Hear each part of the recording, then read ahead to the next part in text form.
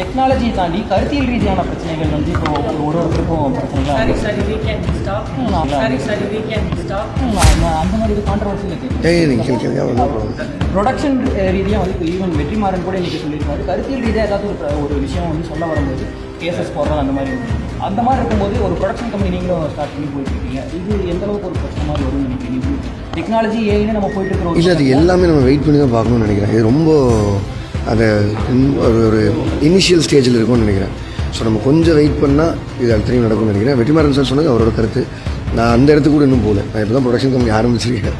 அவர் நிறைய படங்கள் பண்ணியிருக்காரு. நான் இப்போ தான் வரப்போய். நன்றி. ஏஐ டெக்னாலஜி இன் சினிமா எந்த அளவுக்கு தாக்கத்தை ஏற்படுத்தும் அப்படிங்கிறது பேசப்பட்டிருக்கு. மியூசிக் டைரக்டர்ஸ்லாம் சிலர் என்ன சொல்கிறாங்கன்னா, ஏஐ வந்து டாமினேட் பண்ணுறதை தாண்டி ஏஐ தெரிஞ்சவங்களுக்கு தான் ஃபியூச்சர் இருக்கும் அப்படிங்கிற மாதிரி போயிட்டு இருக்குன்னு சொல்கிறாங்க. ஈவன் இப்போ சமீபத்தில் ரொம்ப பேசப்பட்ட ஒரு படம், ஹிந்தி படம் ஒன்று தேர்வில் இருந்து, அதோட கிளைமேக்ஸ் எழுதுறதுக்கு நிறையா சினாரியோஸ் வந்து ChatGPT கிட்டலாம் கேட்டோங்கிற மாதிரி சொல்லியிருந்தாங்க. டாமினன்ஸ் இருக்காது, ஹெல்ப் இருக்கும். ஏஐயோட ஹெல்ப் இருக்கும், ஏஐயோட சப்போர்ட் இருக்கும். அது ஒரு டெக்னாலஜி இல்லை. ஸோ அதனால் அதோட ஹெல்ப் யூஸ் பண்ணிக்கிறது தான் புட்சாலித்தனம்னு நான் நினைக்கிறேன். அது யூஸ் பண்ணுறவங்களை பொறுத்து. அது எல்லா டெக்னாலஜியுமே என்றைக்கு இருந்தாலும் முதல்ல வரும்போது நமக்கு